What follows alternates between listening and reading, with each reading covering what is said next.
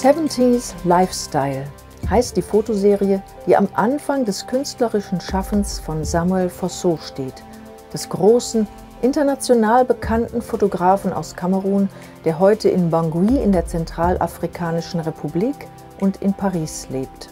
Sein Werk wurde mit zahlreichen Preisen ausgezeichnet, zuletzt im Mai 2023 mit dem Preis der deutschen Börse Photography Foundation in London. Die Serie 70s Lifestyle entstand zwischen 1975 und 1978. Da war Fosso gerade einmal 13 Jahre alt und hatte sein erstes eigenes Fotostudio in Bangui eröffnet. Tagsüber fotografierte er seine Kunden und wenn abends noch ein Bild auf der Filmrolle übrig war, fotografierte er sich selbst. Dafür posierte er in modischer Kleidung mit ausdrucksstarken Accessoires. Diese Fotos schickte er seiner Großmutter in Nigeria, bei der er aufgewachsen war, als Lebenszeichen.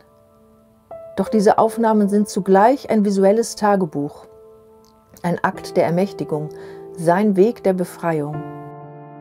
20 Jahre später, 1994, wird die Serie beim ersten Treffen der Fotografie in Bamako in Mali erstmals öffentlich gezeigt und bringt Samuel Fosso den internationalen Durchbruch.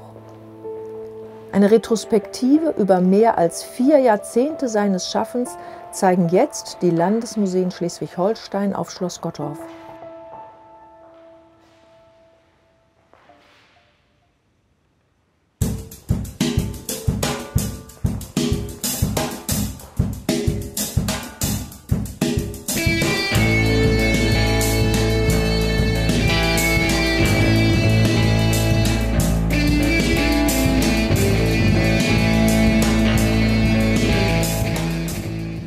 Die Serie Tati entstand 1997 im Auftrag des gleichnamigen Pariser Kaufhauses. Das Herzstück der Serie und eines der bekanntesten Werke Fossos ist The Chief Who Sold Africa to the Colonists, der Anführer, der Afrika an die Kolonisten verkaufte. Fossos Inszenierung des Chief mit seinem Schurz aus Leopardenfell auf einem Leopardenstuhl spielt auf Despoten in der jüngeren Geschichte Afrikas an. Die weiße Brille verweist darauf, dass diese Chiefs einen weißen Blick angenommen haben. Aber für Fosso geht das Thema historisch tiefer. Er zeigt die einschneidenden Folgen des Sklavenhandels noch Generationen später. Alors le chef d'Afrique, ça a toujours colonisation qui ne dit pas son nom.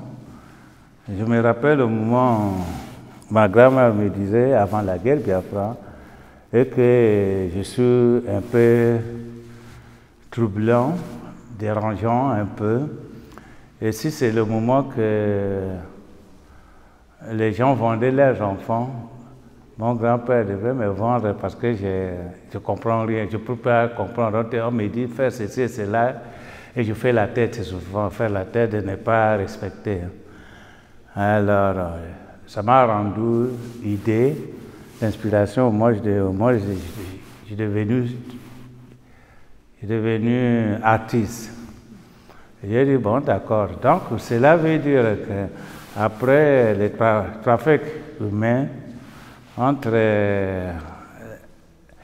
Afrique et Europe, c'est-à-dire l'achat d'esclavage en Afrique. Donc le chef, après ça, le chef africain continue toujours à se rappeler l'abolition de l'esclavage. Et les gens occidentaux faisaient les clandestins d'achat toujours d'esclavage, en complice des chefs d'Afrique aussi qui étaient là. Et pourquoi les chefs africains vendaient leur propre famille aux Blancs encore. Donc c'est ça, j'ai titré ça, le chef d'Afrique qui a vendu l'Afrique, c'est parce qu'il y a une petite complicité aussi de la part de notre propre chef qui nous vendait aussi. C'était ça. In der Kunstkritik wird Samuel Fosso als Mann der 1000 Gesichter beschrieben. Dabei zeigen seine Fotografien immer nur ihn selbst.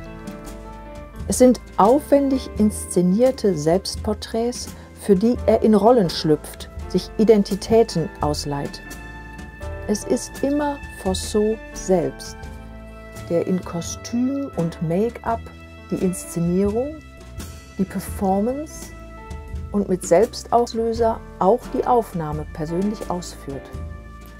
Mit seinen Transformationen verwandelt er sich in Persönlichkeiten der Geschichte, wie etwa in der Serie African Spirits. Martin Luther King, Muhammad Ali als Heiliger Sebastian, die Bürgerrechtsaktivistin Angela Davis oder Malcolm X. Mit ihrem Wirken waren die Dargestellten zentral für die Identität und ein neues Selbstbewusstsein Schwarzer in Afrika wie in Amerika und für Samuel Fossot eine wichtige Inspiration. L'inspiration sur African Spirit était pour une raison que beaucoup de gens ici sont connus pour leur lutte contre la liberté, contre le racisme et la liberté des Noirs.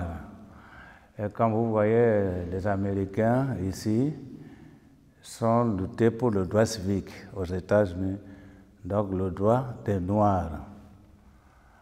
Et vous verrez aussi des Africains qui luttaient pour le droit à l'indépendance.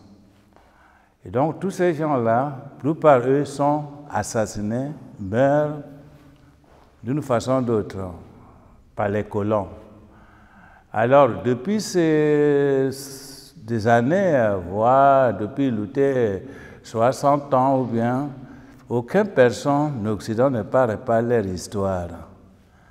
Donc même la nouvelle génération, à nos jours, ne comprend pas à ces gens, ne connaît pas à ces gens, ne savent pas ce qu'ils ont fait pour nous les Noirs. Aujourd'hui, qu'on parle ensemble avec vous, c'est une chose qui n'était pas possible à ce temps. Un Noir reste avec le Blanc parler en même temps.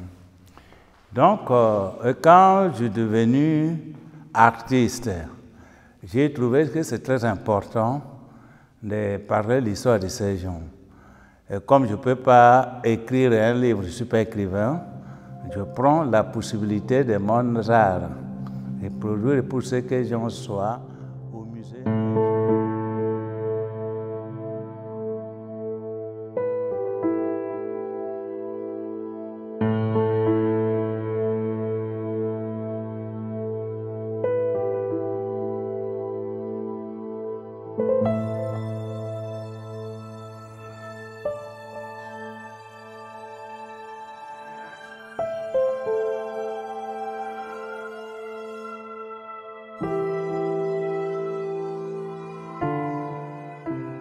Im Zentrum der Ausstellung auf Schloss Gottorf steht die Werkgruppe Le Rêve de mon Grand-Père, der Traum meines Großvaters.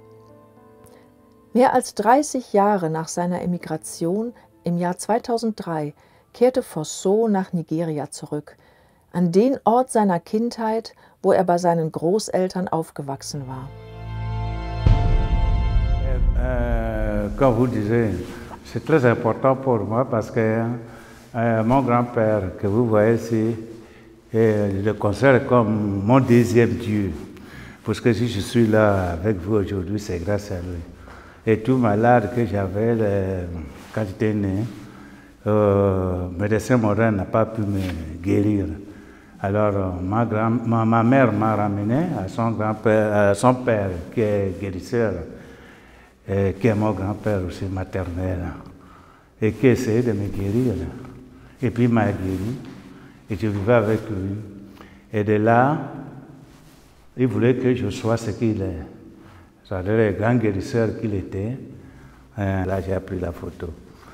Au moment que je deviens maintenant artiste, j'ai pensé à mon grand-père et je lui ai dit le titre, le rêve de mon grand-père. Cet rêve ne fait que ce qu'il proposait que je devais être.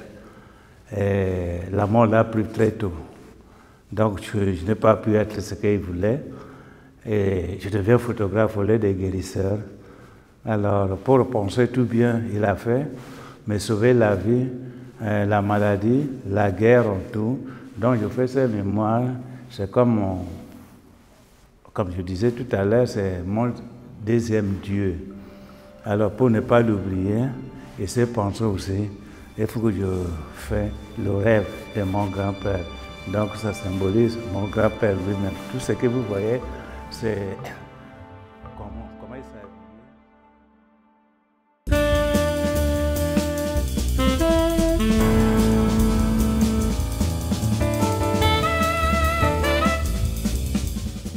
Im Jahr 2013 entsteht die Serie Emperor of Africa, in der sich Fosso als Mao Zedong inszeniert.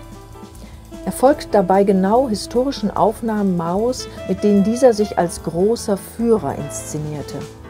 Inspiriert wurde Fosso dabei durch das Buch Le Mao, das die Bildsprache dieser modernen Herrscherbilder aufzeigt. Aber das eigentliche Thema Fossos ist der große Einfluss Chinas in Afrika, die Ausbeutung der Erde Afrikas und seiner Ressourcen. C'est par rapport à la nouvelle colonisation en Afrique que je considère recoloniser l'Afrique. Donc les Chinois sont rentrés et c'était bien parce que politique occidentale est développée, il n'y a pas de développement, ce n'est qu'il y a des politiques qui passent plus que développer. Mais quand les Chinois étaient rentrés, ils étaient 50-50, maintenant on travaille ensemble et puis ce qu'on voit, vous prenez moitié, moi je prends moitié, 50-50. Et ça a laissé l'Afrique rapidement développer, et à profiter aussi avec l'argent, et que l'Afrique se développe bien sûr. Mais moi je n'ai pas contre le développement, mais ce que je contre pour destruction de la terre africaine. Parce que je me pose la question demain, si la terre est complètement détruite et qu'il n'y a plus rien qui pousse, et les Chinois vont rentrer quand les ressources seront finies. Et qu'est-ce que les nouvelles générations feront? Parce que nous en Afrique, on ne développe rien, on ne fabrique rien, ni machine à cultiver, voire avoir l'argent pour replanter la terre. Alors la terre sera comment? Et futures générations africaines, comment ils vont cultiver pour avoir à manger. Et comment on appelle maintenant, regardez, le changement du climat au monde.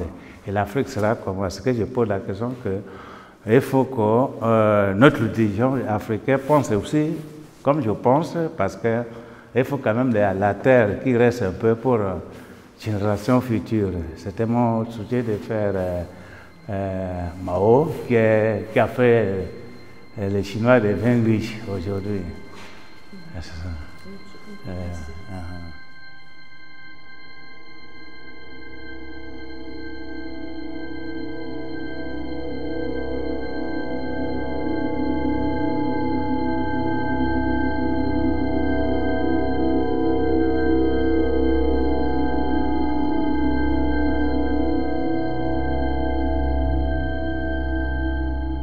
Die Serie Black Pope wird auf Schloss Gottorf in der gotischen Halle gezeigt, inmitten der christlichen Kunst des Mittelalters.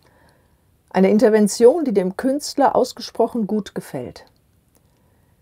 Je n'ai jamais confirmé, je n'ai jamais été sûr que ça sera prochain. Mais moi, ce n'est que de penser, ce n'est que rêve. Pour moi, je dis, j'espère, je rêve. Peut-être prochain pape sera pape noir, pas seulement africain, il ne faut jamais dire africain. Et quand vous dites africain, c'est comme ce qui vit en Afrique. Je rêve un jour, il n'y aura pape noir. Ce noir peut être américain noir, peut être africain, peut être européen noir, peut être asiatique noir, on est tous noirs. Donc mon rêve, c'est un jour, on peut avoir pape noir. Für ihn ist The Black Pope mehr als ein Wunsch. Es ist die Vorwegnahme der künftigen Wahl eines schwarzen Papstes.